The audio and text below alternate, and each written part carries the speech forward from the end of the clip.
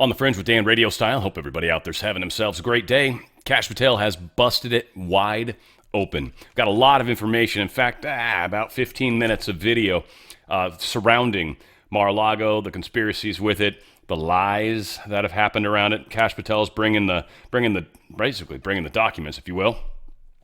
Big flaw, big lie. This is going to be one of the things that's going to boomerang hard on them, and the information's coming out. A little bit of hint that maybe the Russia thing might be moving forward, and some other interesting news. Let's get going on it. Parts of North Carolina flooded as Hurricane Erin shifts out to sea.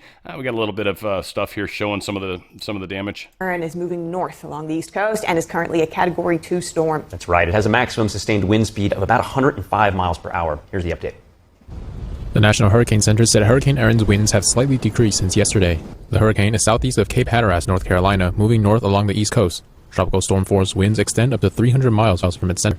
Beaches all along the East Coast are facing dangerous conditions. Swimming is restricted or completely banned in many areas, with double red flags placed on several beaches to keep people out of the water. We are engaged, we are ready, and the people are ready to hunker down. We've evacuated the county, or Hatteras Island, and now we're getting ready to weather it and be ready with our responders to help where needed. Currituck County in North Carolina declared a local state of emergency Wednesday morning. A mandatory evacuation was ordered for the Corolla off-road area in that county. The Outer Banks region is experiencing some of the worst storm effects. Evacuation orders are in place. It's expected to continue through Friday.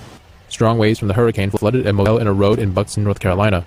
Waves also reached a fishing pier's parking lot during high tide. A ferry from Block Island, Rhode Island was seen struggling through rough swells caused by Erin. Major coastal road NC-12 was shut down between Oregon Inlet and Hatteras Village. We're out monitoring conditions with the DOT, the Park Service, and Sheriff's Office. And as you said, we've evacuated a little over 2,200 people over the last few days. And as that last ferry just left and Highway 12 being closed now, we're on the island until conditions improve. The National Hurricane Center said it expects Erin to weaken in the coming days. It is likely to become a post-tropical storm by Saturday. Yeah, so again, pretty brutal. The outer bands, thank God that didn't make landfall, that's for sure. We had a Navy pilot that was rescued after ejecting from his jet off the Virginia coast. It was an F-18 pilot. Sad part is, dude ejected sometime before 10 a.m., and he ended up getting picked up at 11:21 a.m., which is neat numbers. But, man, he had to float out in the water for about an hour and a half. That's pretty bummer. The jet went down into the water. He's, I guess, recovering from this. I don't know if he's injured or what. We don't know why the jet crashed. We don't know really much of anything, but we'll hopefully find out in the coming days. Big, huge news for Donald Trump. Huge news. Huge. Total victory. This is Donald Trump's truth. Total victory in the fake New York State Attorney General Letitia James case. I greatly respect the fact that the court had the courage to throw out this unlawful and disgraceful decision that was hurting businesses all throughout New York State. Others were afraid to do business there. The amount, including interest and penalties, was over $550 million. It was a political witch hunt, in a business sense, the likes of which no one has ever seen before.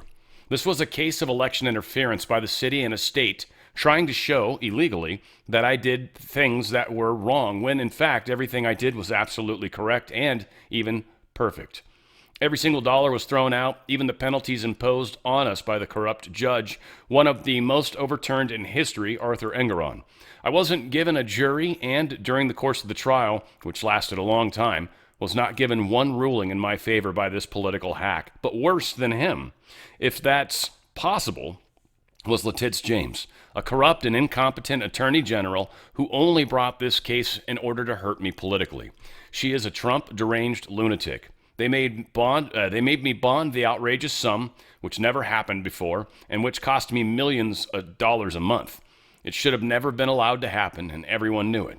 Importantly, the vote was 5-0. I am so honored by Justice David Friedman's great words of wisdom, which should be read by everyone. I would also like to thank the courts for having the courage to make this decision, which is already going down as one of the worst business persecutions in the history of our country. Sadly, there are other cases against me that are equally disgraceful, including those headed up by corrupt judges like Juan Merchan, whose daughter collected millions of dollars in fees, and crooked Joe Biden and Kamala Harris, while her father shockingly refused to recuse himself from a vicious and corrupt trial, which is also under appeal. One in which every legal pundit in New York said there was no case. Even editorial boards said, do not do this. Judge Mershon gave me an unprecedented gag order, not letting me talk about him or his daughter or the fact that the appellate judges thought he should not be doing the case, but he did it anyways. Many lawyers said that his daughter and him created the greatest conflict of interest they had ever seen. Judge Lewis Kaplan, the other remaining case, whose wife, family, and friends attended his 2 trials, is a mean and as nasty as anyone I have ever met. That case, also on appeal, should also never have been brought, and he should be admonished for abuse and every other thing that could be thrown at a corrupt judge. He loved the publicity and would not let us present the irrefutable evidence that we wanted to present. The Clinton-appointed judge should not be allowed to get away with this scam. So again, huge victory. And we disbar or something. These guys need to be taken down a notch for sure. Trump also truthed out something major with Tina Peters. This just, of course, reminds me of MyPillow, and we'll be doing a MyPillow commercial. But, of course, Mike Lindell has been playing a large role in trying to help Tina and get Tina out. But Trump truthed, free Tina Peters, a brave and innocent patriot who has been tortured by crooked Colorado politicians, including the big mail-in ballot supporting the governor of the state. Let Tina Peters out of jail right now. She did nothing wrong except catching the Democrats cheat in the election. She is an old woman. It's kind of a mean thing to say. She is an old woman and very sick. If she is not released, I'm going to take harsh measures. I can't wait to see what those are, because I can only imagine Colorado's just going to continue to hold her. I don't know what power we've got from Bondi, DOJ, stuff like that. I don't know what options we've got, but I'm sure Trump, probably financial. We'll see, but it's awesome that he's doing it. Absolutely stoked about that. Another huge, big victory. The Ninth Circuit Court of Appeals just gave President Trump the green light to revoke legal status for 60,000 migrants from Honduras, Nicaragua, and Nepal.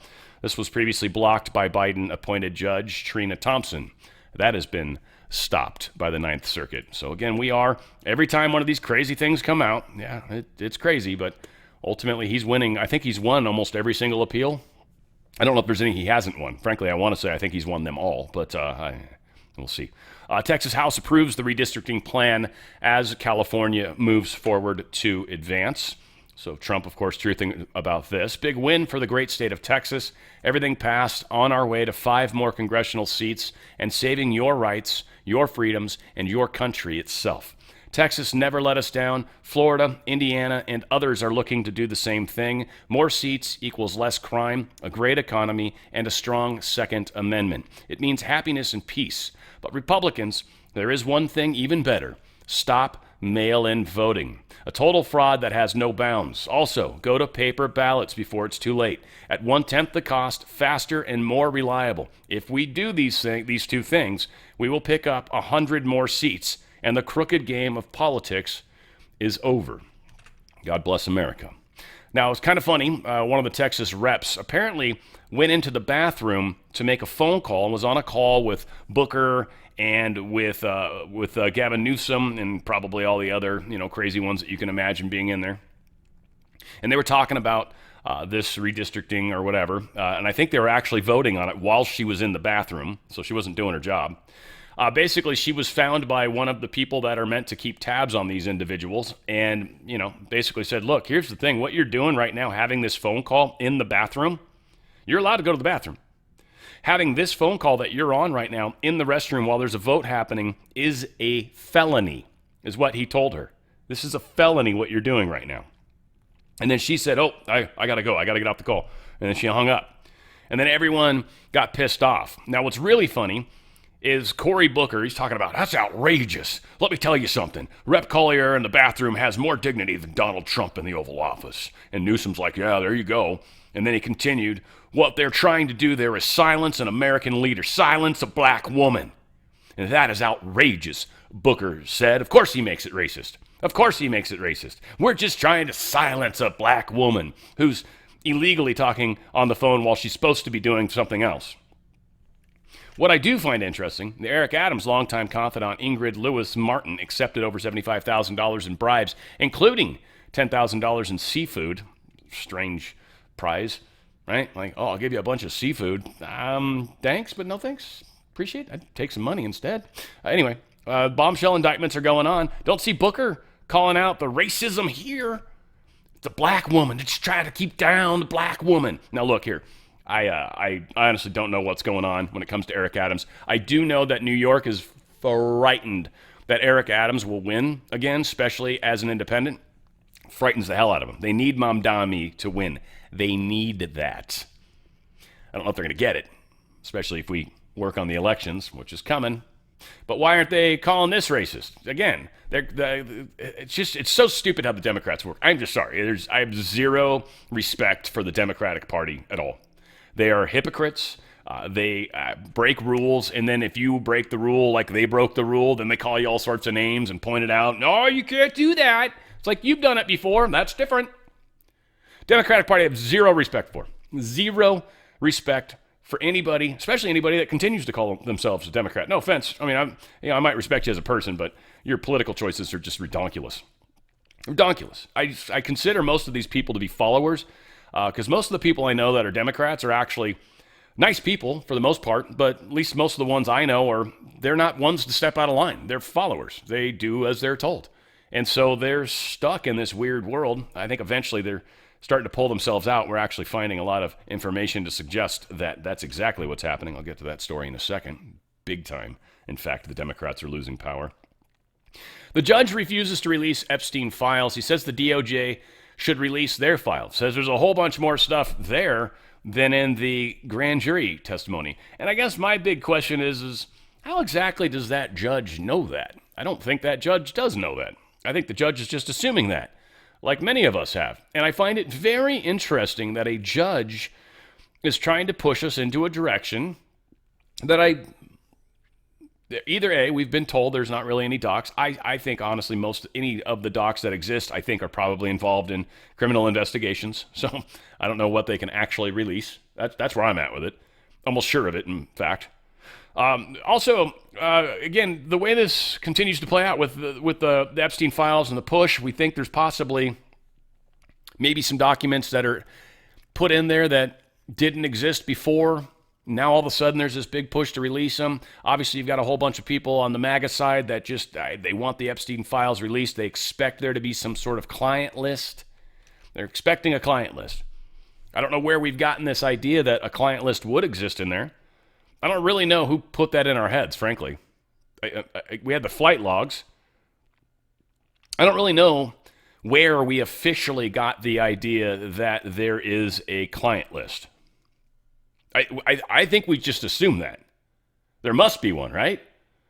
I can't, of you guys that have access to me, which I'm going to open that up a little bit here, not too distant future. There's one more modification I need to make, and then we'll make it easier for you guys to get in touch with me if you want.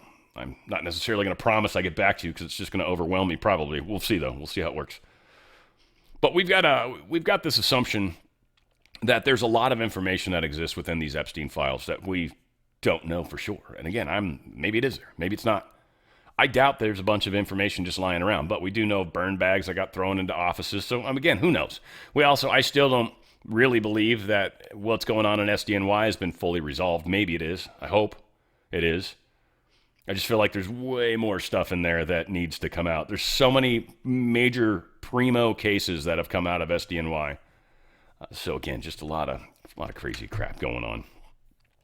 So as I was talking about, the death cycle of the Democratic Party accelerates with massive voter exodus. And it's not slowing down, and I think we're all doing admirable jobs, frankly, rippling the way we are. I think we're actually making sense to a lot of people, and there's a lot of people that don't want to consider themselves Democrats right now. And again, I would be shocked if even 20% of the Democrats that leave the Democrat Party are actually going to become Republicans. I'd be shocked if it's as high as 20%.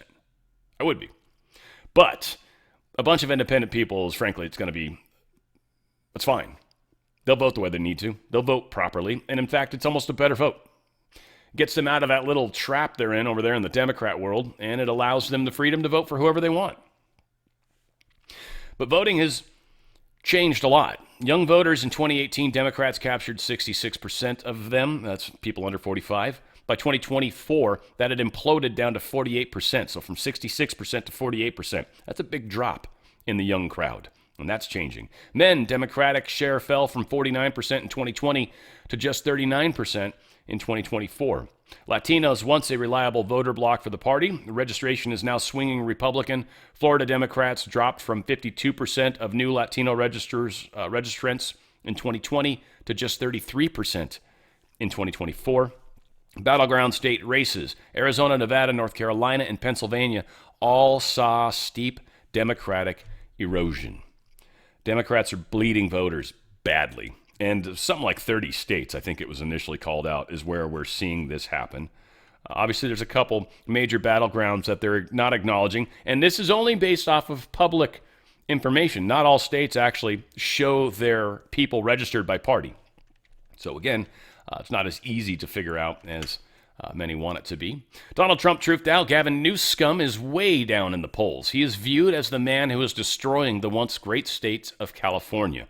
I will save California. President Donald J. Trump. Thank you, brother, and I will help you every single step of the way, sir. Every step of the way. Because Gavin Newsom, this is my favorite pose right here, frankly. I like that one. That's my favorite. And you just walk into somebody. Oops, sorry, I didn't mean to grab your boobs. Usually it'll get you in trouble. But needless to say, yeah, always. Good job. Oh, there's my girl. There's my girl, Alice Tang. Like her. California Democrats vote on the new congressional map to counter Texas. Oh, what the hell? We'll play it. This is my girl. California Democrats are moving forward with a redistricting plan today. They are taking up their proposed constitutional amendment to temporarily redraw their congressional maps. The move comes hours after the Republicans in the Texas House passed new maps of their own. The California State Assembly and Senate will consider a trio of bills. If passed, they will result in a constitutional amendment to replace the state's existing congressional maps through to 2030. From there, Democrats in the state must convince California voters to overturn the congressional maps drafted in 2010. California Democrats have described their redistricting push as a reaction to the Texas plan and President Trump's efforts to create a more favorable 2026 midterm election map. The legislation includes a trigger clause where the state will only move forward if other states seek to implement their own mid-decade redistricting map. The new map proposed by Democrats would likely net the party 5 U.S. House seats. Here's the thing, Newsom.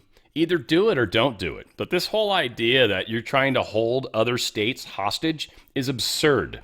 It's absurd. You are such a communist dictating piece of shit, Gavin Newsom. You are a pile of trash. Do it or don't do it. Either shit or get off the pot. Stop jerking us all off, dude. This guy's a pile of shit, man. Gavin Newsom, fuck you. End mail-in voting and go paper ballots, 100%, and 100 additional seats will go to Republicans. And I just want to point out the key thing, that Gavin Newsom's plan, the only way they can do it is to bring it to the voters. So that means we're going to vote on it. Now, that might be electronic, but any election stuff for president and everything else of the Congress side, or the things that they're hoping to gerrymander, that's got to be done on paper ballots. That's got to be done in a different way. And that's happening. So California, things aren't going to go the way they've typically gone. They're actually going to go differently.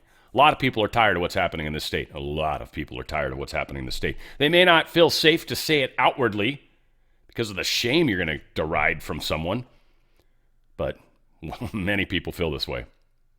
The U.S. Department of Justice has intensified its push for Maine's voter registration data, demanding unredacted voter rolls and all registration applications submitted over the past 18 months. We've been going at this story for a while. They still haven't sent it. They still haven't sent the voter records. In a letter Monday, and a judge has told them, you have to. In a letter Monday, Assistant Attorney General Hamid Dillon ordered Maine Secretary of State Shenna Bellows to comply within a week, specifying that the electronic voter list must include all fields, including the registrant's full name, date of birth, residential address, his or her state driver's license number, or the last 4 digits of the registrant's social security number. Must. The judge has already told her that you have to release them, and she's still Hasn't. The Board of Commissioners for Georgia's Fulton County this is the one I was confusing with. Sorry. This is the one where they haven't done what they're supposed to. The Board of Commissioners for Georgia's Fulton County on Wednesday failed to seat 2 Republicans on the county's election board, defying a court order.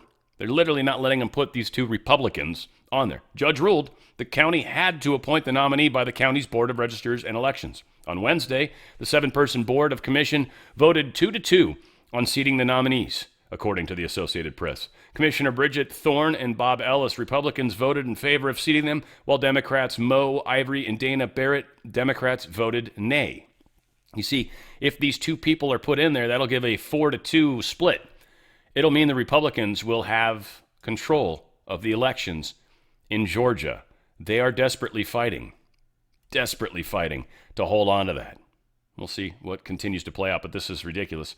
Georgia Secretary of State Brad Ravensburger calls the matter reckless and says the county commission's actions undermine trust in the government, and they absolutely do.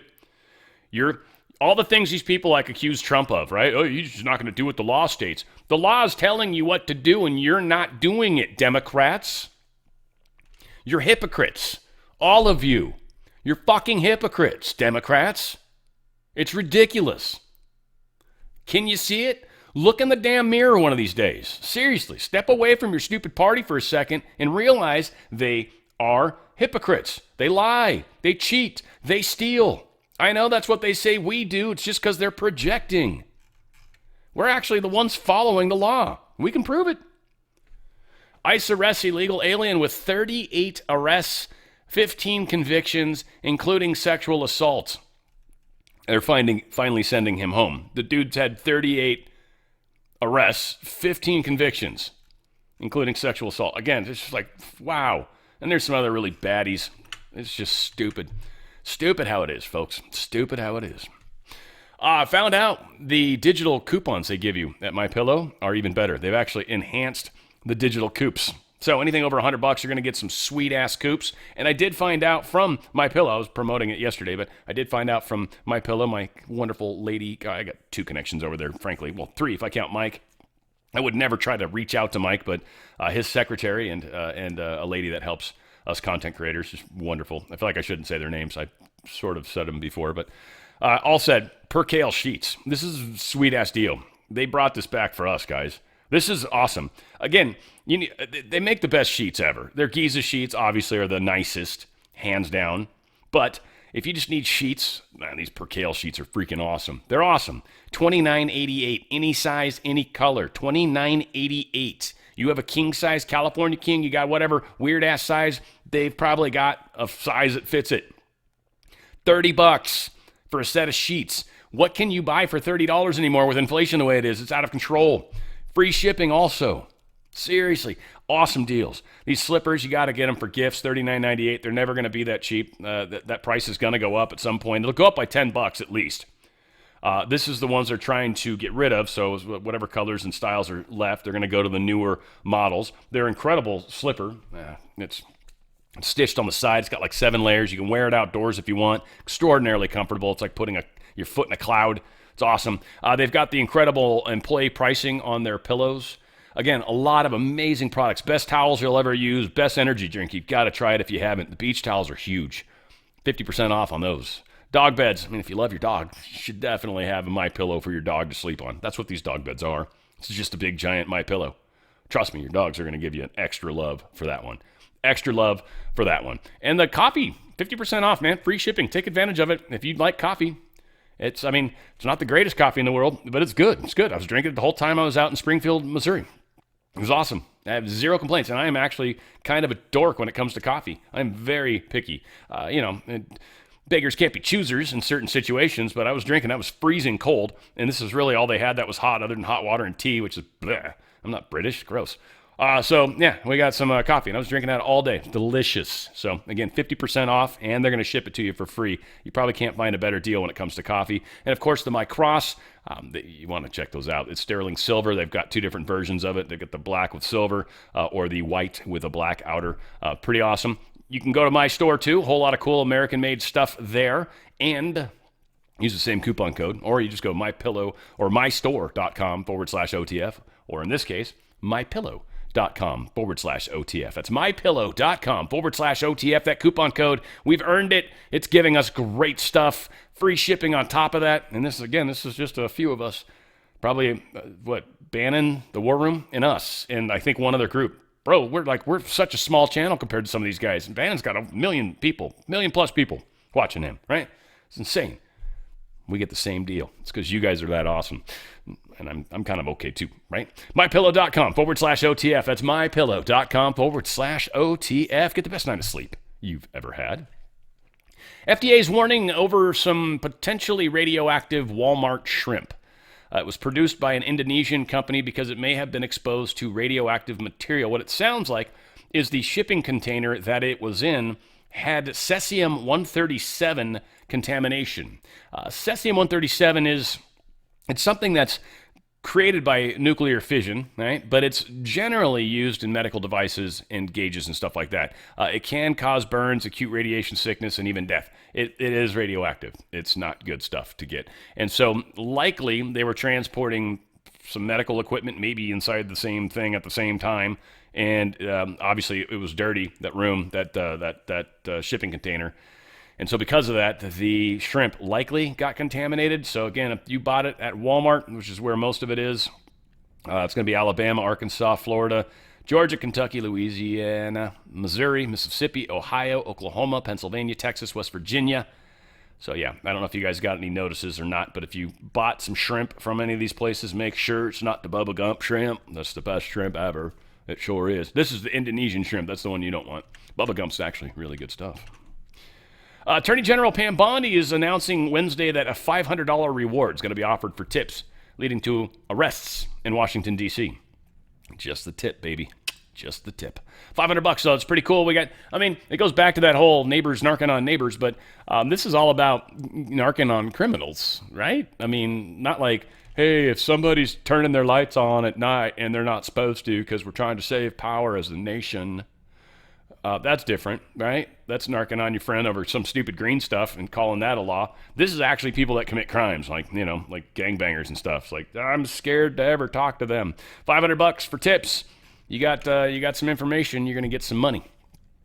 This young lady who also works for NTD Television, which I found out, I did not notice. It makes sense. I didn't realize it, but they're a sister station of the Epoch Times. One of the reasons why I like them so much personally is they cover the China stuff very well, and they have two reporters that I've got just giant crushes on. Giant crushes. I almost want to tell the girlfriend about it. It's that strong a crush. Not like anything's ever going to come from it.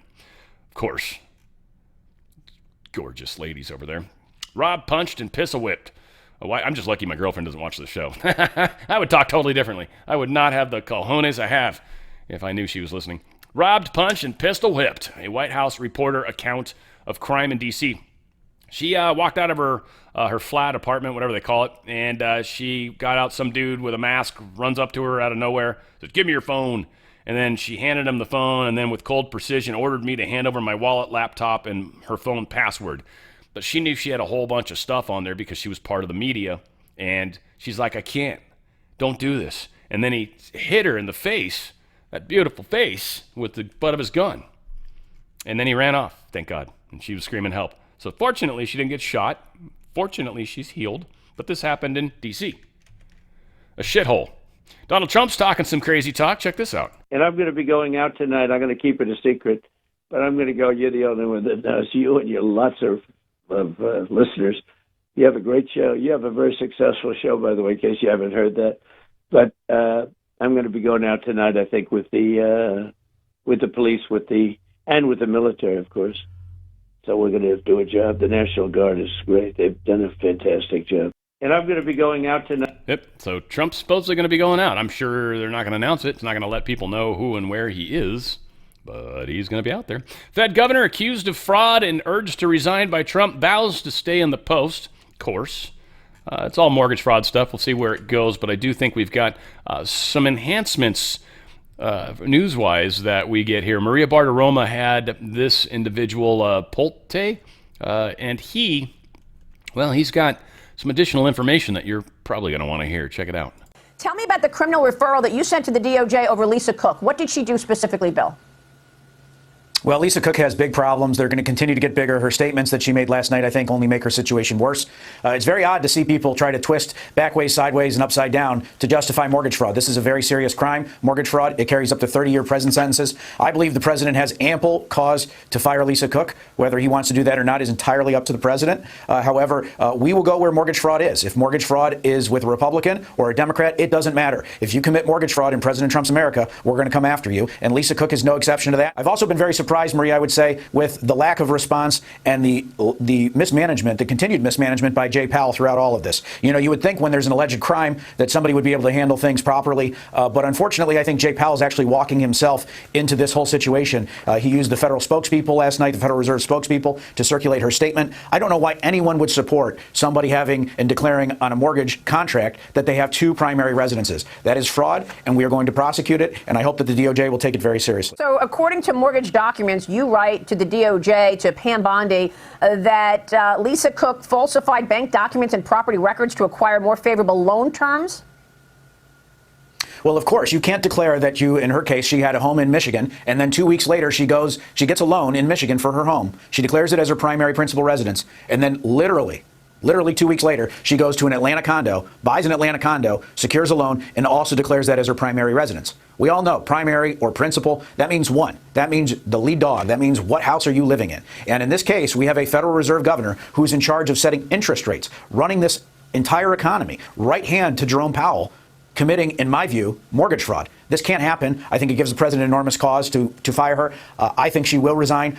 Frankly, I think she's very stupid if she doesn't resign. People are sick and tired of one rule for certain people and another rule for other people. And it's got to stop, and I think it's going to stop with the Federal Reserve governor. And frankly, I would be surprised if she's not suspended by the Federal Reserve this week. Do you have grand juries in place for this, for Lisa Cook, for Adam Schiff? Well, we send criminal referrals all the time. That's what's funny about this is people are saying, oh, well, you know, this is selective. No, it's not. When we get mortgage fraud, we are going to prosecute it. And we are not prosecutors. So what we are going to do is we are going to refer that to the DOJ. You know, Maria, I refer people almost every day to the Department of Justice for mortgage fraud. Why should Lisa Cook be exempt from that? That doesn't make any sense whatsoever. And whether it's Adam Schiff or Letitia James or, frankly, any other Republican, if you commit mortgage fraud, there should be consequences. You know, this risks the rule of law. This risks the integrity of the institution that we have. This risks the safety and soundness of the mortgage bond market. We can't have that. We either have to have a safe and sound bond market that everybody agrees to certain rules, or we have to have this mayhem where a Federal Reserve governor can say that she's outside of the law. No one is above the law. That's right. And those words are going to constantly haunt the Democrats because, again, they're hypocrites. Hypocrites. It's horrible. Unreal. It's, again, one thing, too, I just want to remind any of you guys out there that maybe want to get involved. This is a great example. This storm has arrived. I mean, this guy's probably huge. I don't know how many people he's got subbed on him, but if you're somebody that likes watching the TV, especially the news shows like Fox, even if you can handle some of the other shows, and you can actually record and do editing, like if you know how to do video editing, man, I'll tell you what, you can be one of the people that gets that snippet out. If you can get something that's chopped down and sort of small, you will be amazed how many people will end up using your information. So, again, it's kind of a way to do something you like to do and then make it work for you, right? Just saying. And then you can put links, say, for my healthy home people, you can put your link underneath or in the thing where you put your video, right? You can put some caption, drop your link in there. Now, all of a sudden, you're advertising. Look at that. Now, all of a sudden, you're making some extra money on the side. Look at that. Helps out during times like now when the economy's a bit on the sucky side, right? Well, it's weird anyways. Not really sucky. IRS began a criminal probe into the Clinton Foundation in 2019 and then stopped. It's a complex story. There's a lot going on. A lot going on. But these guys basically were digging into it. I want to say it started in like 2017, Trump. And they found all sorts of stuff that was concerning. It appears to have moved from a serious initial interest in pursuing the Clinton Foundation's potential wrongdoing to slamming on the brakes, allegedly claiming that such an inquiry couldn't and wouldn't be launched after all. So they kind of put the brakes on this whole thing after they started realizing there's some legit stuff here. So again, different rules for them than there are for us. This is how it's always been, the two-tiered justice, what we've been screaming for years, that everyone's like, that's just a conspiracy theory, says the people that aren't on the side that gets picked on. losing another thing like PayPal. Like, I've lost two things now. Like, PayPal hit me, and that was just weird. It really bugged me when it happened. The Wise one pissed me off, though. Wise pissed me off. And again, it's in Europe. Stupid company. I even complained. I gave them a Google 1-star review, put a screenshot in there, and then they basically responded and made it sound like I was a criminal. I was like, yeah, you bastards, you won that. You won that battle, but I will win the war. Yeah, Wise sucks balls, and I got a couple advertisers that use it to pay me, so I don't know what's going to happen there, because that payment's never going to be able to go through again. It'll get canceled on their side, so they're going to have to reach out to me and be like, hey, something's up with Wise and you. And I'll be like, yeah, they're wise to me. Whatever the case is, bastards. Two different sets of rules, man. So we got some stuff. He's going to talk about it, I think, a little bit more here and where he's going with it. This is the same guy, gentleman, John Solomon. He's directly involved with this, Just the News website. So always fun to pull stuff from here. I find they tend to be about a day behind, but they do very good work over there. Very, very good work. Clinton Foundation continues to collect money and operate a library that was turned over to the National Archives. Foundation was never issued a letter. Like, there's just so much nasty stuff.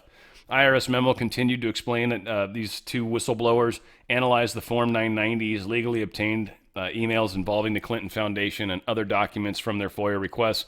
They found numerous problems with the Clinton Foundation. Foundation was not operating for its intended purposes of building the library and, again, stealing money. Like, think of all the money they did for Haiti, for the earthquake.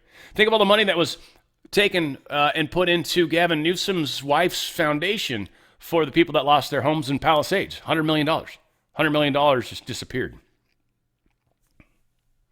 There you go. They're still doing it. They've been doing it. They're getting caught, and that's kind of what he's talking about here, I think. So let's give him his time. Okay, big story here and a bigger one coming tomorrow. Yeah. That's right. Yeah, we'll talk about them in a second. So this is another example. Last week, we talked about the 3 FBI probes that were shut down in 2016 at the direction of the Obama Justice Department. The famous quote, shut it down. Those agents were not allowed to pursue predicated criminal investigatory information about the Clinton Foundation in a pay-to-play scheme. We now learn 3 years later, 2019, in the first Trump administration, 2 whistleblowers, one of them a decorated federal investigator who used to do terrorism financing and uncover all of the al-Qaeda financing for the U.S. government, very respected. They file a whistleblower complaint. It leads to a criminal investigation by IRS. They're moving down the path very quickly. Hey, we might want to sign you special witnesses up as confidential witnesses. We might want to have you work with us. Let's get this case done. And then a full stop out of the blue. We can no longer talk about the Clinton Foundation. We can't talk about it. We're shutting it down. We got the internal emails from the IRS. What was going on behind the scenes at the IRS? They were making up excuses like this. The IRS doesn't have any resources to investigate a nonprofit that might have been violating the law. Now, the same IRS that went after lots of conservative nonprofits in the 14-15 timeframe and the famous Lois Lerner scandal suddenly had no resources when it came to Hillary Clinton and her foundation and pay-to-play and tax allegations. All the documents are up on the website, and people can read them. There is a protection racket that was around Democrats, whether it was Hillary and Bill Clinton or Joe Biden or Hunter Biden. We keep seeing federal agents being denied the right to pursue normal criminal investigations when it came to Democrats. Yeah. All right. This is getting bigger by the day. We know grand juries are formed. We know there's a grand conspiracy investigation. We're going to learn something about a very prominent name tomorrow. What can you tell us? Yeah. So I mentioned last week that there was a section of those James Comey FBI leak investigation memos that was redacted. I believe because of the good work of Kash Patel, the FBI director, and the Attorney General Pam Bondi, we're going to get to see what's behind those redactions. I think it's going to shock people. I think we're going to see some pretty clear evidence of what the lieutenants working for James Comey were told to do. I think when people see it tomorrow, they'll get a real shock of just how much evidence the government had and didn't pursue. Again, the same pattern, Sean. You get pretty strong evidence of criminality. You don't pursue it when it comes to Democrats or their friends in the deep state. It's so important to realize, too, that we are at this interesting turning point where, again, a lot of attention is being brought to this. And for you guys that are ripple makers, what really matters is turning up the temperature from a public standpoint, from a cultural zeitgeist standpoint, from a larger voice standpoint. And how we do that, it's kind of the 100 monkey thing even, sort of, right? And how that happens is by all of us echoing this. It's what they used to do on Twitter with bots. They would echo directions and thoughts, and people that are kind of running on autopilot will, we'll go with it. You guys rippling these thoughts Not bots doing it, you guys doing it, so you can add your own spin, you can add your own touch, you've got your own actual set of people, and you're doing who knows what, hopefully, editing videos, making videos, doing audio stuff, maybe just finding cool blogs, maybe you're just like the meme master. Frickin' A, meme away, baby, meme away. Meme like it. It's like you're never gonna meme again. This is the time to help raise the temperature, because this is what's happening. Everybody's waking up. And as everybody's waking up, you guys, are going to be kind of on the top layer of that sort of helping direct. Like I keep saying, we're the people with the flashlights, or at least that's what I see myself as. Just a dude holding a flashlight, just trying to help you find your way. Trying to help. And that's what all of us are here to do. You guys are making such a huge difference. You can see it. It's happening. So again, it's not necessarily copying what I do as much as do what you do, but keep doing it and knowing that we're making a difference.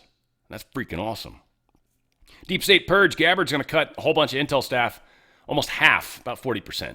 Yeah, it's kind of a roundup, I guess, but nonetheless, about 40% of her specific office is going to get thinned down, especially some of the crap parts of it. They talked about the restructuring or will eliminate offices such as Foreign Malign Influence Center, the National Counter-Proliferation and Biosecurity Center, and the Cyber Threat Intelligence Integration Center. Sounds like a bunch of bullshit centers, or centers that are obviously redundant. Centers that were probably doing DEI stuff or whatever, right? Whatever the case is, she's getting rid of some specific overlap in her mind, and that's freaking awesome. Trump admin moves to stop Medicaid from going to migrants. This is going to be a very interesting little fight that's happening, because you got places like California and stuff that actually let people use Medicaid for illegal people that shouldn't get it. And since it's a national policy that illegal aliens are not allowed to get Medicaid, if you're actually California, and I think California's had to switch it, and I think they have. They've got, what do they call it?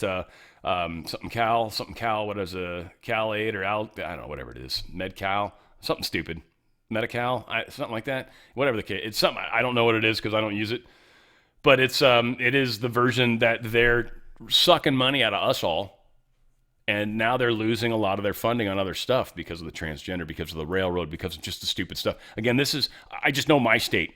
Right? New York, you've probably got your versions of stuff going on.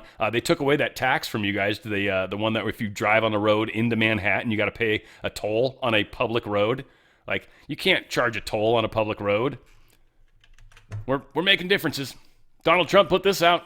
Any California school district that doesn't adhere to our transgender policies will not be funded. Thank you for your attention to this matter. Now, in all fairness, most funding for schools does not come from the federal government, at least here in California. It's property taxes, and majority of it, and then there's some other stupid stuff they do, bonds and other crap.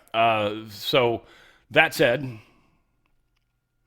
the California schools, teachers, again, what they want for pay. Anyway, so this is going to be drastic. Just a little bit that Donald Trump took away from them, or will take away from them, will be enough to tip it over, right? So it's coming. It's coming, guys. U.S. Attorney Jeanine Pirro, that sounds better that way, ends felony charges for carrying registered rifles or shotguns in D.C. You can now carry rifles and shotguns in Washington, D.C. There's a part of me, like the part of me that used to be a little more lefty back when I was younger, is like, oh my God, that's pretty awesome. But then the other part of me that owns firearms is like, cool. I'll tell you, if a bunch of people have guns, nobody's going to use a gun to kill somebody because they're going to immediately get shot by somebody else. Like, it's just, you don't do it. There's rules. It's kind of like back in the day, right? You didn't just walk up to somebody and say stupid stuff like we can get away with online now, right? Telephone tough guy, if you remember the Lethal Weapon. Forget what Getz. Forget what his first name is. Whatever. But yeah, Leo Getz. Yeah, Leo Getz. That guy's awesome. So anyway, I love those movies. All said, let's get back on track, Dan. Anyway, they're making it cool to do that. You can walk around with guns. As long as it's registered to you. If it's not registered, yeah, you're going to jail. So, yeah, I dare you to walk around. Someone's going to check. Hey, is that gun registered? Yeah, do you mind if I check? Yeah, sure, check it out. That's what somebody would say if they're probably legal, right? You wouldn't care. You're like, yeah, it's registered to me. I'm not worried about it. If it's not properly registered to you, you're going to be like, no, you don't have a right to do that. And they'll be like, all right, we're arresting your ass right now, buddy. Got questions. I'm curious. HHS terminates California's sex education grant over gender ideology content. They said you're teaching all this gender studies crap in there. Department of Health and Human Services on Thursday announced it's terminating California's participation in this federal program. It's a sex education program. Gee whiz, California. You keep making bad choices, don't you? Don't you? Gavin Newsom, you big giant piece of trash. Did I say that again? I didn't cuss this time, at least. I wanted to. Probably going to again, if I think about them more. Dude, TWC, this wellness company, these guys are awesome. I am loving, I'm just loving it. I'm loving the experience. I'm loving what I'm seeing. I'm loving the changes I'm noticing. There's factors that we all play a part in, so like diet and stuff like that plays a huge role in some of my experiences, but nonetheless, the thing is almost completely gone on my chest. It's just this thin little sliver, it's tiny. And then, again, like I've noticed some of them have little weird red freckle thingies, whatever they are. They're probably not that cool looking. I mean, I don't want to get into all my personal nastinesses, but whatever. They're turning like a different color. So it's almost like those are maybe dying. And that's the one thing where I'm like, I didn't ever think that would happen. So this is, and I've gotten more of them as I've gotten older, which again, aging sucks, right? I think all of you would agree with me on that one, unless I've got some very young people that have no idea what the hell that's like. But TWC, they're about keeping you healthy, right? A lot of us, maybe we're losing our hair at this point. Certainly I am. A little thin on the hair side. It's bumming me out. Not happy about it. It's not totally bald yet, but, it's not good. First off, let's talk about the ivermectin mebendazole. This is what we're talking about when it comes to the parasite cleanse. We're going to call it that. And if you do a little research into parasites, how parasites work, what parasites are involved in, you will actually start to find that this is an extremely good regimen. The 25 milligrams of ivermectin, the 250 milligrams of mebendazole, which is in the same family as fenbendazole, except they don't have a human version of that yet. You can do the other ways. I'm well aware of them. This is done by a doctor. This is legal. This is everything. This is above board. It's the same exact family of medicine. It's just a slightly different variety. All said, you're getting 90 days worth of pills. If you look at the cost and you break it down per pill what the cost is, and then go and look up what it would cost you to get 25 milligrams of ivermectin from India or China or wherever. Go cheap, go wherever. 250 milligrams of mebendazole. See what that'll cost you per pill from India or China. I dare you. And you will actually come back and be like, holy crap. And if I buy it using Dan's code, I'm going to actually save money too. And it's already cheaper than it would be if I bought it from India. Yeah, it is. This is a parasite cleanse. It's extremely good. It's, when you look at, it's 90 days. I know the dollar mark freaks some people out, because it's like sticker shock. You're like, but it's a 90-day supply. It's 3 months. It's 90 pills. You take 1 pill a day. Break down the numbers. It's not that much. It really isn't. And it is very effective. And again, do some research on what parasites. You probably mostly are aware of the causes of cancer. They're starting to link some of that stuff to parasites. Some of the other ailments we experience, they think are possibly parasites. Now, there are some other parasites in the body, and you can certainly do more. There's other things, but this does do better than I think a lot of people realize, especially with the mebendazole. But again, we're all growing older, right? So longevity, anti-aging, you want to help with that? You got the stuff. Appetite, you're a little maybe chunky. You want to help with that? Drop some weight even, right? We've got, what's the sexual health even? All right, maybe you need a little happiness there. Your brain, right? You thinking? You're worried you're not thinking enough? Start maybe doing a little more of that, what's that one with the numbers? Zaduco or whatever it is, do some of that, and then do some methylene blue, right? We got the methylene blue here. It's good for your brain, get you thinking. It's got 3 different things that support that. Methylene blue, NAD plus restores mitochondrial function and mental clarity, right? What was I talking about? Anyway, PQQ, that supports cellular renewal, boosts energy, and enhances memory. And then, of course, methylene blue enhances cognition, energy, and cellular resilience. People are loving this recharge. This one's awesome, right? You got gum issues, right? Smile stuff. They got stuff for your hair, weight. This is testosterone support, which, again, be careful. These are doctors doing it. So, this is support. Hopefully it's something, I don't know a lot about these particular products. And again, doctors are doing it. And I like Dr. Drew, Dr. McKenna, good people. McCullough, something like that.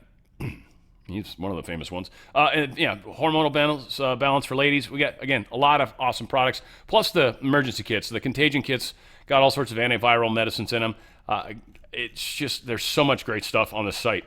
So much great stuff. You got 12 ivermectin, 25 milligram tablets. 12 milligrams. You get 25 tablets. Hydroxychloroquine, they've got 14 tablets of the 200 milligram. The azithromycin, the generic Z-Pack, they got 12 of those, so you got an antibiotic in there. They've also got this other antiviral generic Tamiflu, 10 tablets. I want to tell you guys, and it wasn't one of these, I don't think, but a buddy of mine got shingles, and he caught it early. An older friend of mine caught it early, went to the doctor prescribed him antiviral. He never got shingles. His shingles, it never started hurting. I think he went through kind of some of it, it sounded, because he talked about it for 2 weeks, 3 weeks, or whatever, but it never hurt. He never got to the pain point. And another friend that had it, and it was just everything hurt to put shirts on, he talked about it constantly. So just something to keep in mind. Antivirals are good to have. Contagion kits are where you find these particular one, right? They've got first aid and all sorts of other stuff. Go to twc.health/OTF. That's TWC, the wellness company. twc.health/OTF. Yeah, seriously. Healthy thoughts, healthy choices, man. It makes a big difference.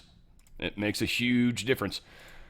W's funny. It's like the WWW. It's the only acronym, I think, the only acronym that's actually more syllables to say the initials of it than it is to say the actual words. World Wide Web, right? Each word's one syllable, but when you say WWW, that's 9 syllables.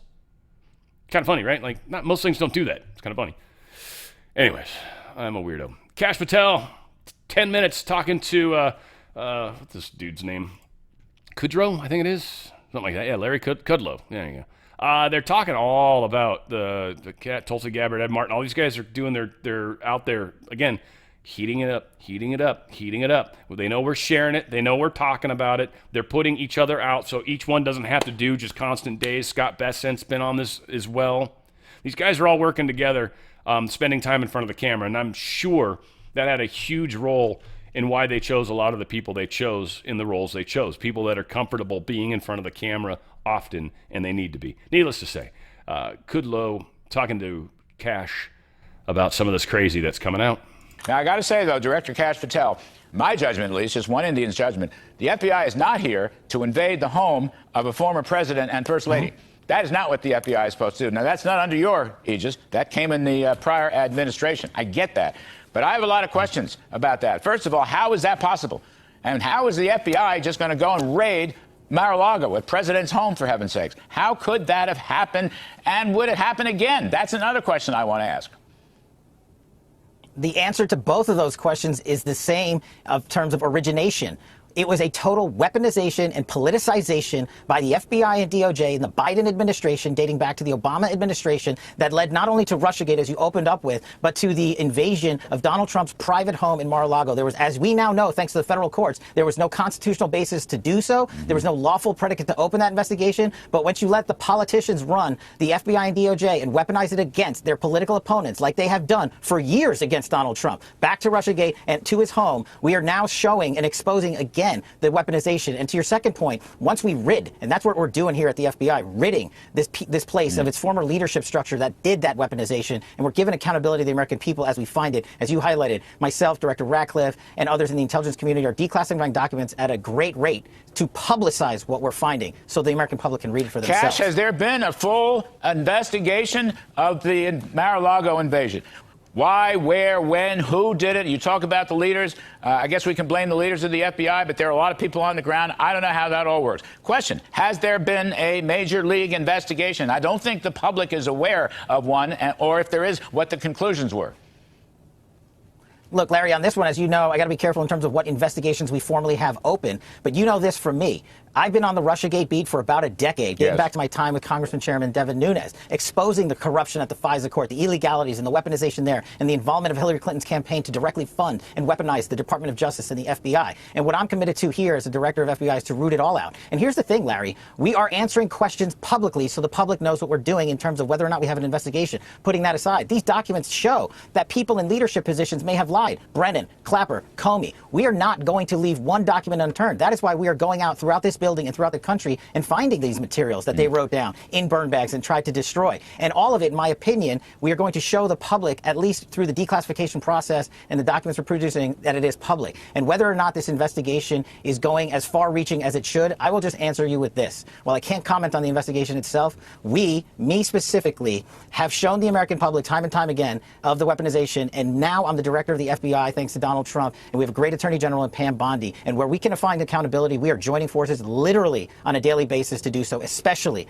on the matters involving Russiagate. No one knows it better than the team we've built here. Listen, I know. I mean, you've been on this show many times. We've talked about it on the show many times. We've talked about it on the radio show. But, Cash, can you say there is an investigation of the FBI's role in that invasion? I am, of course, overseeing the current matters that the FBI involved themselves with from Russiagate on. And whether or not there's an open investigation, Larry, I think you know that I can't answer that, but I think you know that our partners across the IC would not be divulging this type of information if it did not serve some sort of use. For me, specifically here at the FBI, I can't speak for them. And of course, I won't speak to any charging decisions on any matters. That will come with the collaboration of our great partners at DOJ, who work hand in hand with us every day. I know. All right, let me ask follow-up, though. Have the leaders, it's under a different regime. You came in, you're there now, the leader. But have the old leaders who assigned this and directed this operation, have they been dismissed from the FBI? Every single person that has been found to have weaponized or participated in that process has been removed from leadership positions. And if and when we find any others that are involved in this, as you know, this is a 37,000-person agency, we are going to take swift action just like we have. And just look at the record of the people that have been dismissed for their actions and what they're saying when they get out there about how they personally opined about the weaponization of this place, just like one of Peter Strzok's friends did recently this past week. Right. That's how we know we're finding the right folks. Right. And we're going to keep doing it. It's not done yet, but we're going to stay on it. All right. I get it. Thank you for that answer. I you're going as far as you can go. Another question. Why was Mar-a-Lago invaded? What were they looking for? This is speculation. No one knows to this day. I mean, it happened several years ago. We'll probably be talking about this for years ahead. The subject of Russiagate came up at the Alaska meeting of the two leaders, Russia and the United States, Putin and Trump. What were they doing there, Cash? Does anybody have any idea? Why was the FBI? What was the FBI looking for? Creating a crime where one did not exist. The answer has been definitive. There was no crime. There was no predicate to go and invade Donald Trump's home. We have answered that definitively. Now, you know me, working backwards from that point, we are going to hold people accountable who weaponize that system of justice for the following reason. We, the FBI, must restore accountability and credibility of the American public so we can arrest more top 10 predators, so we can go after more terrorists, so we can find the other people involved in Abbey-Gate. These are the cases that matter to the FBI, and the distractions, to put it mildly, from the prior leadership regime are what thwarted the American public's belief and credibility in the FBI. And so when they do raids like Mar-a-Lago, now the American public knows it was made up, it was completely false, it was completely unconstitutional pursuant to our judicial courts, and we are working into those matters to say, why did you do it? We know there was no reason. Now it's time for accountability, and that's who we're talking to. And by the way, Larry, I'd like to announce on your show, if you got nothing to hide and you were in DOJ and FBI before, you're welcome to come talk to the FBI at any time. And if you don't want to come talk to us, we're going to come find you, and we're going to put you in an investigative position and posture that will make you feel very uncomfortable, kind of like you did when you weaponized the government. The only difference is we're going to be doing it on a factual, legal, and constitutional basis to do so. Is there any doubt in your mind that the progenitors of this whole Russiagate nonsense was Barack Obama and B, Hillary Clinton and the Clinton campaign? Is there any doubt about that? They were, the Intel and the FBI ran with the ball, and the media ran with the ball, but Hillary Clinton's campaign invented this whole Steele dossier, and Barack Obama, gave it new legs by getting a changed intelligence assessment after the election was over. Is there any doubt in your mind that that's basically correct?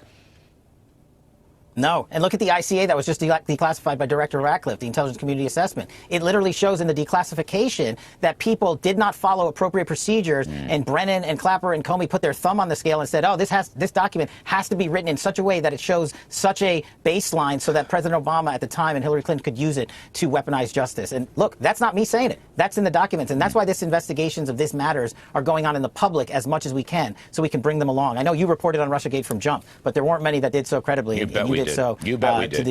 It infuriated me. It infuriated me. Okay, listen, it's quite true. I work for Trump. Okay, and I'm a supporter of Trump, but I did it because this is an American thing. We have to restore the integrity of our law enforcement system here to make America, great again, to coin a phrase. Kash Patel, last minute, just got to ask you this. It's a lot smaller beer than what we've been talking about, but this business about mortgage fraud is cropping up everywhere. Now we have this Federal Reserve Governor, Lisa Cook. We had Senator Adam Smith. We got in New York, the Attorney General, Letitia James. Does the FBI do the investigating for mortgage fraud? It's generally speaking, it's a multi-agency effort, and when we receive referrals, we reach out to the experts at FHFA and all the other institutions like the Federal Reserve and you're talking about, and we say, hey, if this is a matter that you want us to look at, you got to provide us with all the documentation, and we will take a thorough look at it and work with our partners at DOJ. I mean, all of these if you have a contract, we've all done it, or most of us have done it. You have a contract and it says, is this your primary residence? What's so hard about that? It's like binary. Yes, no. Yes, no. There's no fudging. Yes or no. I don't understand what's so hard about this. There's like this disease breaking out. Yeah, and listen, we are going to rout out any sort of corruption, especially public corruption, because that's what President Trump promised the American people, and that's what this FBI is going to deliver, whether it's mortgage fraud or public corruption. I think you just saw a couple of takedowns by the FBI in the last month of 2 sitting mayors and police officers who were publicly involved in corruption, I believe in New Orleans and elsewhere. So that effort's not coming, and we've got a lot more public corruption cases that we're building here as we speak. So much in there, obviously, and we've got actually some more here to share in as well, but it brings up a question in my mind, and I don't know, you guys maybe in chat talk about. I'm curious what this people think on this one. I might actually go in and check the comments on this show today. But the Obama-Hillary thing, right? He asked him specifically, do you think Obama, do you think Hillary were basically directly behind this? And he's like, yeah. And so a lot of people, and again, I'm not trying to piss anyone off. This is not where my point of this is, so please, no, that's not the point. But the question, I think, remains at large. I find it funny that we got Obama and we've got Hillary that are doing this and going after it. But when Kash was asked about Epstein, when Kash was asked what happened with Epstein, when he had Dan Bongino there with him, what he said is what he said. He was just asked, in my opinion, something that was not horribly dissimilar, and I actually expected him not to answer Kudlow's question, but he did. I don't know, just wondering. I don't know. Curious what you guys think. If you guys think there's any similarity there? If you think, maybe he was, I don't know. I know a lot of people, again, the Epstein thing is a very loaded third rail kind of thing right now, which is also trippy in its own right. Like, we should be able to talk about anything. 9/11, right? I was awake during 9/11. A lot of you guys weren't. And anybody that questioned that was very much hated. Very much hated. Much like we're being hated now, right? Like, if it's uncomfortable when you get that hate, yeah, I feel you. I've been kind of feeling that for a long time. And it's made me very, like PTSD, kind of. Anybody that tries to get close to me probably knows that. Like, at some point, you'll probably piss me off. Like, I'm like Elon Musk almost. It's really hard to be close to me. It just is. I'm just hard to be close to. I've had so much craziness kind of happen in my own world. And, it's just, we are where we are. And I believe that most of us have been kind of molded into who we were supposed to be. I think it's kept me safe, I'll tell you that. But all said, we are going through a crazy time. The truth is coming out. They still have a lot of control. And they're still giant assholes. That's for sure. Anyway, here's John Solomon and Kash Patel, but they're all talking about the Mar-a-Lago raid. This may be the ultimate boomerang. I think it's a good point. Check it out. 4 grand juries are currently gathering evidence. It doesn't matter the jurisdictions at this point because they're just simply gathering where people are to make it quick and fast. At some point, I believe they'll roll them up and they'll take them to Fort Pierce, Florida, and put them under the U.S. Attorney in Miami, who's a rock star in the legal community. And, I like that. Yeah, that's good. Yeah, and by the way, for you, those of you who don't know what Fort Pierce is, that's where the raid on Donald Trump was litigated, and that's where Judge Eileen Cannon is. And so there's a sweet irony to the fact that that's where the boomerang may end up. How could that be jurisdictionally? Because you're going to look at what Jack Smith did and what the raid. Well, actually, Jack Smith wasn't there when they raided Donald Trump's house, but all the litigation he did there is the final act of the conspiracy, right? It's the same conspiracy. Hillary has a problem, Russia collusion. Hunter Biden has a problem, Ukraine impeachment.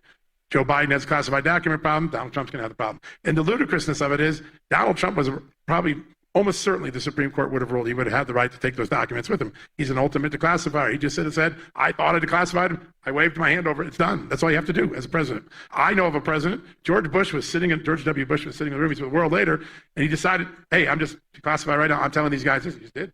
No penalty. So the idea that they were going to bring this charge against Donald Trump for the classified document, it was only to protect the fact that Joe Biden, what did they do? They waited till Donald Trump was indicted, and then they said, oh, we forgot to tell you, Joe Biden had those documents in his house. They kept it a secret. That's what they've done. So the final act of the conspiracy is the cover-up of Joe Biden's classified documents by charging President Trump, and then you work your way back. Now you have a 6-year saga of criminal activity from Russiagate to the raid. And it's the same people at the FBI and DOJ who started and launched Russiagate that are now supervising and doing the Mar-a-Lago raid, the search warrant, and the efforts to take down a president. So it's just an extension of that. And the mainstream media is covering it and applauding it because they want one thing, for Trump never to run again. It's not all roads lead back to Russiagate just because it's the same people, but because the same people are trying to bury the same information. And it's been reported in the press since we did our last show, which I called before that, that this same crew of counterintelligence guys at FBI and DOJ want to hide from the public the 40% of documents that Devin and I found during Russiagate, but were unable to get out to the public. The documents that President Trump declassified while he was president of the United States. And now we see reporting in the media that that was one of the reasons, if not the main reason, for this raid to occur. So I tell the audience, stay tuned. I called it long ago that all roads begin and end with Russiagate, and I think we're going to be proven right. Heck yeah. And it's just, if you think the work we did back in 2022, guys, the work we did back in 2022 is what is manifesting now.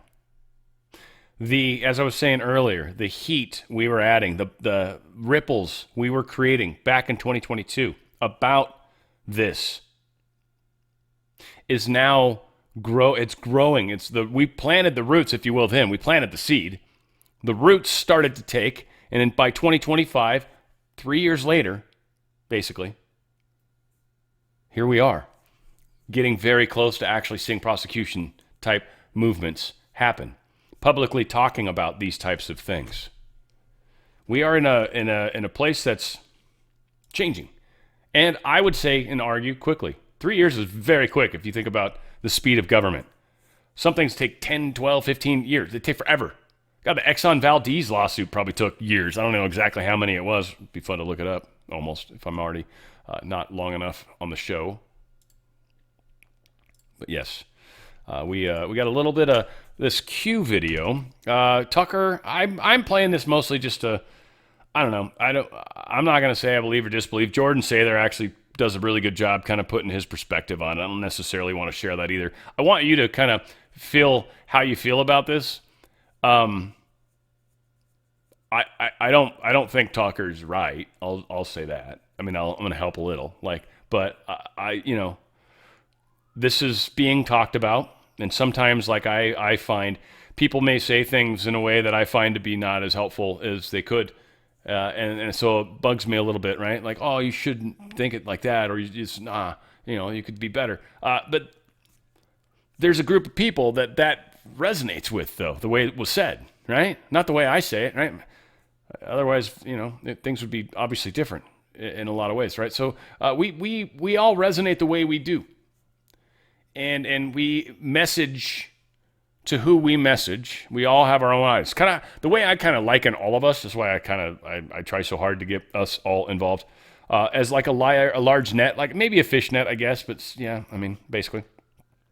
And so we're all intertwined in our own sort of ways, but we're all doing our own individual form of netting and catching our own individual fish, our own individuals in real life. But so this is, I think, the bigger picture. So I think it's the reason I talk about this stuff, and I think it pisses some people off. But this is, I think, what we're here to do. Teacher of teachers. I mean, I'm holding a flashlight, but there's a job to do, and somebody's got to help move us forward. So what these guys are talking about, I don't know. It's up to you. I avoid, I'd be listening to something and it would have useful information, and all of a sudden then it would show the whole, and here's Trump and his generals are going to save the world. No, go, I agree. For Christ's sakes. But the interesting, I never knew anything about QAnon. I never paid any attention at all. I have a good friend who I really admire, is much smarter than I am, who, because he is smarter than I am, took like a year to look into QAnon. What do you get? I don't fully understand it, but here's what I understand is that, some of the predictions in QAnon came true. I mean, it's a sophisticated thing. It's not just... Oh, I think it's a bunch of ex-spooks. For sure. It's not a, bunch of college kids on 4chan or whatever they claim it was. These are guys who are probably pissed that the system went bad. It was the point of it, and it's unclear, who was behind it. I have some theories, but people I know actually, but I don't know if they're true. But what is obvious to me is that it's a control mechanism. Mm-hmm. Trying to siphon off some of that energy and move it in a siphoning off the energy. That's less dangerous direction. Right. Focus on Wuhan. Right.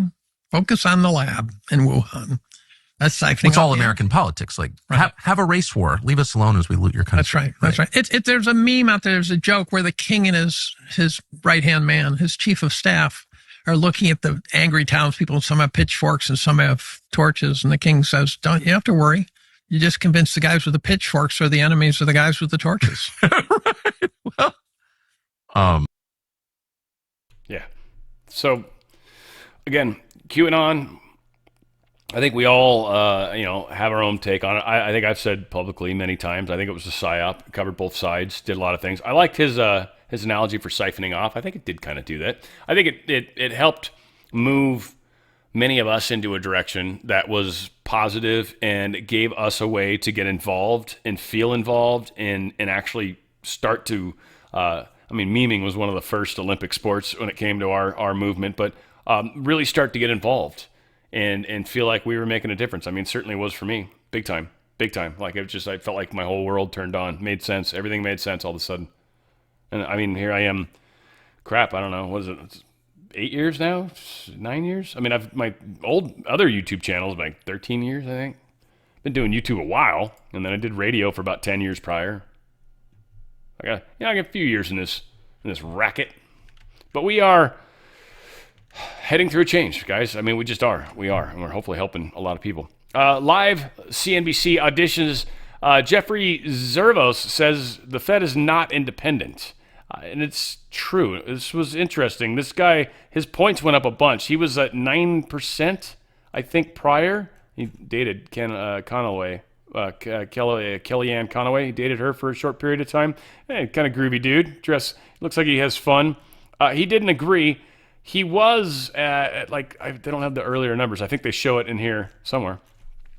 His poll numbers kind of sucked. He went up a bunch after this CNBC time, and he disagreed with the dude. The dude kept trying to cut him off too. I mean, it'll be obvious. Check it out. We can empirically look at Jay Powell, who was put in the role by this president, and he is now clearly at odds in terms of his opinion of the universe and how the economy should be managed with the president. Yeah. So by default, you would look at Jay Powell and say, there is somebody who's independent. You may think he's wrong. Actually, I disagree with that. I think he's actually quite a bit dependent, and he's dependent from the other side of the equation. Right. He's operating politically from the left. Okay. Let's put it this way, from the anti-Trump side of the equation. Sure, whatever it is, but my point is you would look at him and you'd say he is independent from the president, in that he is not doing what the president is telling him to do, correct? You're with me. From the president, but not from politics. Politics, what drove the September rate cut of 50 basis points? Was that political? I think what I'm asking you is slightly different. Yeah. What I'm asking you is,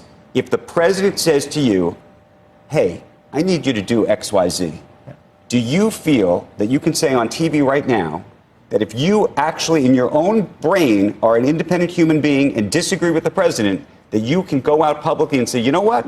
I'm not doing that because I don't think that's the right thing for the economy. I think you would take into account, Andrew, all of the political pressures that come from Congress, that come from the administration, that come from all of the variety of sources that they come from, and you make a decision which is going to be consistent with the goal of the institution, which is maximum employment, price stability, and making sure inflation expectations are anchored. If the president is saying something that you agree with, you shouldn't just fight with them because you want I'm to not look at it suggesting- and no, say, by the way, oh, I'm by the way, and potentially not independent because I'm agreeing with the president. All right, so obviously it went a little interesting. I like the fact the dude wears tennis shoes. He's wearing like Vans or something. That's freaking rad. I like that. I don't know. I like him just because he's so laid back. Chinese tech giants are still buying the NVIDIA H20 chips. These are the ones where 15% of that tack on extra money goes straight to the tariffs. And they're still buying the crap out of these chips because they need them. So right now, that's working out well for NVIDIA and the United States. It's an inferior chip. It has a possible backdoor, which NVIDIA's like, no. Which, whoever from the CIA ever admits when they're doing something wrong, right? Interviews to replace Fed chair are going to start around Labor Day. Before, after, right around there, start happening. Oh, that's a great picture of Bessent, right? You guys like that one? That's pretty good. That's a great picture. I love this dude. I don't know what it is. Something about him. I don't know what it is. It's me. Maybe I'm just gay, right? Who's the other one? I like the dude that dances to the MG with the whatever the OMG guy. What the hell's his name? Whatever the hell. Anyway, I'm joking about the gay thing. I hope. Gold. Let's see. Gold's down a little bit. I think we'll see if it catches up. Yeah, everything's down today. This is like fourth day of down. It's not bad down. It's like sort of down, but it's a slow, steady slide. Everybody's tripping on this speech that Powell's supposed to be doing. I just saw today that there's talk that likely no rate change coming up, which is what I thought would happen. I think would happen. I think I've kind of publicly whispered it. But I think he's in a place where he kind of can't. And there's so many people that are telling him that he has to, that I think he can't even more. You know, he's like one of those things where like the harder you pull the knot, right, the knot gets tighter, right? It just doesn't, like you're never going to be able to do it that way. And it seems like the harder we push him, the more he just, bends or what. I don't know what the hell. My analogy falls apart here, but whatever. So yeah. Look, if you're attached to stocks in dollars, because the inflation and stuff, again, with the Fed, I don't know, Trump's trying to get us to get control of it before the deep state's going to let us have it. All I can say is what precious metals do is they save your buying power. Okay, whatever cash you have, if you got $10,000 sitting in your hands right now, $10,000 will buy what $10,000 will buy right now, okay? And it'll buy a little over, close to 3 ounces, about 3 ounces almost of gold. Let's just make it easy and call it that, right? That's pretty close. That's what it'll buy. 3 ounces of gold and $10,000 you can buy, I don't even know. You can buy what you buy. In 5 years from now, $10,000 is not going to buy the same shit it buys right now at all. I mean, assuming that things continue inflating, I think we got to get off the Fed, but we'll see it play out. But the dollar's inflating at a reasonably fast pace, not overly so, but just you're losing money every day. What it was worth, it's like 8,000% loss compared to what it was in 1971 or whatever when Nixon took us off the gold standard to where we are right now. We've lost buying power like mad. So what it does is it takes the buying power right now before it's reduced tomorrow more by inflation. It takes it right now, locks in that buying power, and gives you an amount of gold and silver to hold that buying power, kind of like a bobber in the water, right? The water goes up and down, the bobber's going to go with it. But ultimately, it holds the buying power. And as inflation happens, the price of gold always and continues to go up. In fact, it's actually done better than inflation typically, but they often say also, which would make less sense, so I don't know, that the same, like a gold, they use the idea of a tailored suit, right? Ounce of gold, you could buy a tailored suit in 1900. Today, you can buy a tailored suit for what it costs for an ounce of gold. It's still, you can obviously get more expensive, but a tailored suit, $3,500, $3,300, whatever. Yeah, there you go. Look, if you've got a 401k or an IRA, you have the opportunity to move out tax-free, penalty-free. Take as much of that buying power, take as much of that value right now, and move it over to a place where it's going to hold that value. It's actual physical metals. It's not paper contracts. Literally physical metals put into a trust. Tax-free, penalty-free. Up to 10% free silver tacked on. You're just going to get some extra silver. Silver's a thing they probably picked up a bunch of it at a good price back just even a year or two ago. It's up, I think it was 28 something when I was looking at it earlier in the day. You can get out and you can hold that value. And if you ever need to draw from it, you can. If you want to continue to pay into it, you can. It's an IRA. It's a precious metals IRA. It's an actual investment vehicle that allows you to do this. Tax-free, penalty-free. You're going to probably get the free Ronald Reagan coin. I think that's still going to be out there. If not, you should ask for it when you talk to somebody. Be like, you guys still got that Ronald Reagan coin? They'll send it to you, I bet. I bet you they will. I bet you they will. They got some great stuff. Get your gold and silver kit. Learn how you can take as much of that buying power with you, because things are going to happen that's going to take that down a notch or two or three. Don't know when exactly. I don't think it's far away, though. DRSlikesgold.com. DRSlikesgold.com. DRS. Dan RadioStyle. DRSlikesgold.com. Let my good friends at Goldco help you out. This is definitely they're really good. They're quick. They've got DocuSign and stuff. Like, it's just like, it takes time. It can take a couple weeks, couple months. Depends on you. Depends on you. You got Fidelity, you got any of those guys. Get this stuff going. Start moving forward, and you'll feel a lot better about yourself. You'll feel a lot better about what you're doing for your wealth. DRSlikesgold.com. DRSlikesgold.com. Get out of that system before that system gets out of you. All right. Hundreds of health issues. The Health and Human Service employees are sending letters to RFK Jr. asking him to stop spreading misinformation, whatever. Just putting it out there. There's a bunch of people that signed a bunch of letters, curious if they keep their jobs, but it happened. U.S. and EU release a bunch of details on their trade. Nothing too exciting. I think it's 30% on most stuff. Trump imposed a 15 flat rate in European goods, half the 30% he threatened. I'm sorry, so it's 15%. And yeah, on most EU imports, including autos, pharmaceuticals, semiconductors, chips, lumber. This is a pretty big deal that he signed all this stuff. We'll see how it all plays out. Also, he did mention the secretarial tariff discounts on cars, pharmaceuticals, semiconductors, as well as new commitments for addressing the bloc's digital services regulations. So that was another thing they were not happy with, right? The thing like Apple backdoor and trying to censor us and just a lot of crazy stuff that's going on. The suspected attacker of the Nord Stream pipeline, the guy that put it all together, was apparently arrested in Italy. He was apparently Ukrainian as well. Kremlin makes clear there are no Zelensky-Putin talks on the horizon. They haven't scheduled anything. A lot of it has to do with, I think Zelensky essentially coming to terms with the fact that he's going to have to temporarily give up the land. We're going to get there in a second. They put it in an interesting way, and I kind of like the way they're spinning it. Switzerland saying it won't arrest Putin if he enters there if he does the peace summit there. That's so stupid. Putin's no way in hell he's going to go to Switzerland. Oh, you're not going to arrest me even though you could. No, I'm not going there. F you. They'd totally arrest him. They'd probably shoot him dead. Switzerland, lying sacks of poo. Donald Trump, truth this, it is very hard, if not impossible, to win a war without attacking an invader's country. It's like a great team in sports that has a fantastic defense, but is not allowed to play offense. There is no chance of winning. It is like that with Ukraine and Russia. Crooked and grossly incompetent Joe Biden would not let Ukraine fight back, only defend. How did that work out? Regardless, this is a war that we should have never happened. If I were president, zero chance it would have happened. I don't know, I'm messing it up here. But anyways, interesting times ahead. Donald Trump. Lavrov outlines the terms for the Putin-Zelensky meeting.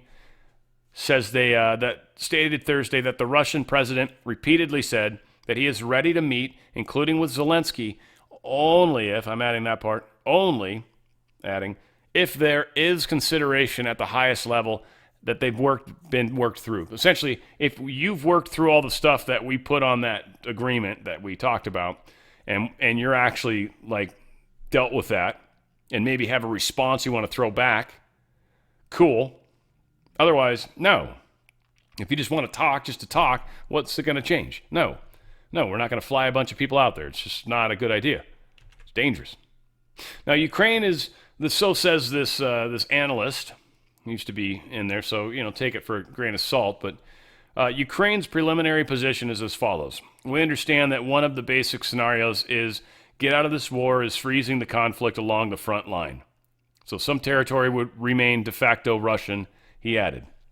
De jure, no one would recognize those territories as Russian, which is true, and great efforts would be needed to exert through economic, diplomatic, and other tools to get them back. So there might be this possibility where they try to work out this Hail Mary, if you will, that we'll get this land back, but we'll accept the fact that right now it's not ours anymore for the moment. Right? It's still ours, but it's not occupied by us. That's a pretty solid way to move, and it sounds like them trying to leak out what might happen. See, they've got to have a way to look like they did the good thing, right? We were mighty, fighters, but ultimately we lost some land. I don't know. You lose games, right? Sucks. You lost a lot of people, supposedly too. 1.7 million, as the leaked documents said. North Korea's top officers abruptly pulled out of Russia, and what this could mean for the Ukraine peace talk. Now, it's funny. This story kind of spins it in a weird way, but if they pulled the North Korean top military officers out of there, to me it kind of sounds like they don't need them anymore. Meaning, this war may be ending. So that's a lot of commanders coming back home, maybe to prepare for the next I don't know, if they're deep state or not. Again, they were working with Russia, so I assume they're not deep state. So they're going back home. A bunch of those guys. It's kind of interesting news, I think. A couple other things to cover here. Israelis call up 60,000 reservists ahead of the Gaza City takeover, getting a bunch of artillery ready and stuff. So they're about ready to start pummeling anybody that's still stuck in Gaza. Within a couple weeks, it sounds like. That we'll see how it plays out. Again, Meta freezes hiring in the AI division. This is where they're going to spend like $100 million sign-in bonuses and all this nonsense. It sounds like they didn't necessarily get the people they wanted to get, or I don't know, they're restructuring. I mean, that's what he kind of admits they're doing. They're doing a hiring freeze. They said they're sort of restructuring kind of what they've got. There's like 4 working teams that they're going through. So one working team's doing super intelligence, called the TBD lab.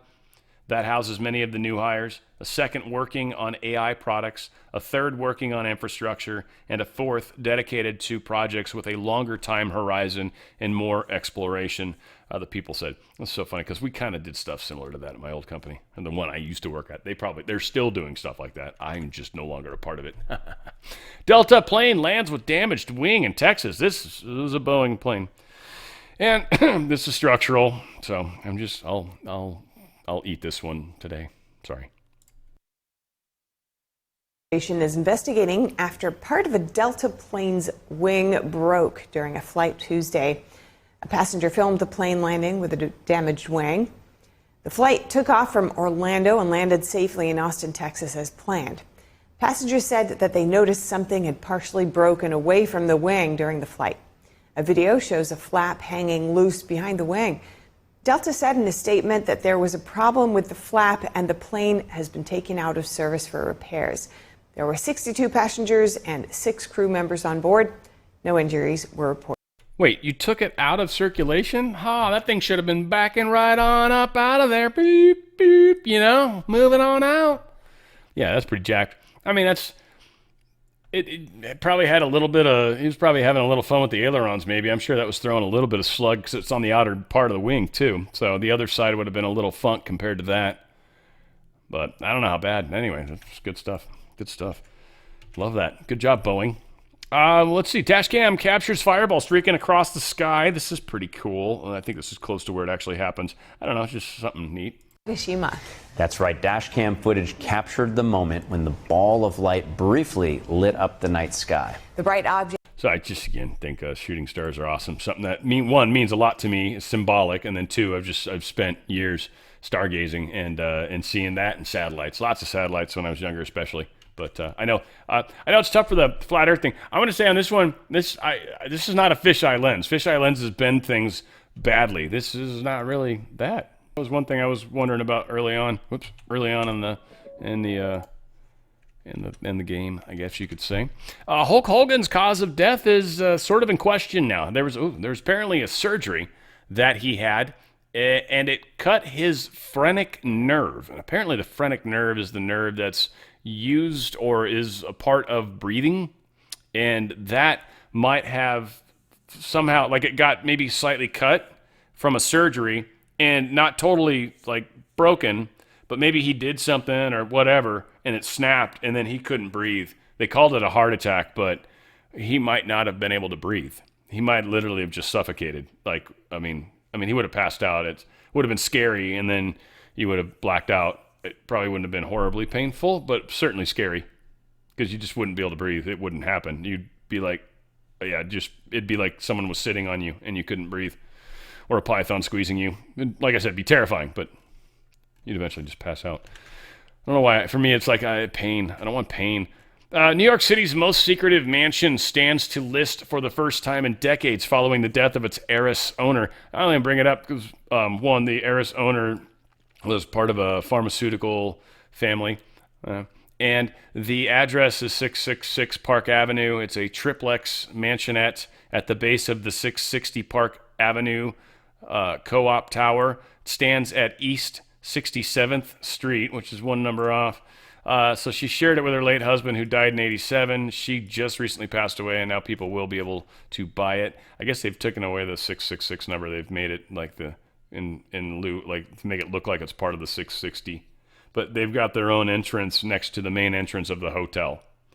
It's at the bottom, or it's got a big chunk of the anyway, that's some crazy ass thing. Whatever, rich people and the things they do. Cracker Barrel's pissing everybody off. I don't know. I've been there before, and I thought it was cool. I get it. But, yeah, they've changed. Their emblem is now this boring one over here, not the cool one that had a barrel and some old crackers sitting next to it. But this one here, nope. Boring as hell. And fans are not happy about it. There's some guy that posted how it sucked being inside the restaurant. Anyway, yeah, people are pissed off about Cracker Barrel. All said, it is what it is. We're moving forward. Guys, I've got a live Law of One show coming up here in literally about 1 hour, 59 minutes. Who's counting? But I love you guys, and we're going to continue pushing forward. You guys making your ripples. You're making a huge difference. I just hope you keep it up and keep getting bigger and bigger and stronger and keep growing. And I think you'll find amazing differences in how fast things will start to change in the big picture when the more of us start to get more involved. It's going to be cool. I love you guys. Where we go one, we freaking go all, baby. It's on the Fringe with Dan RadioStyle.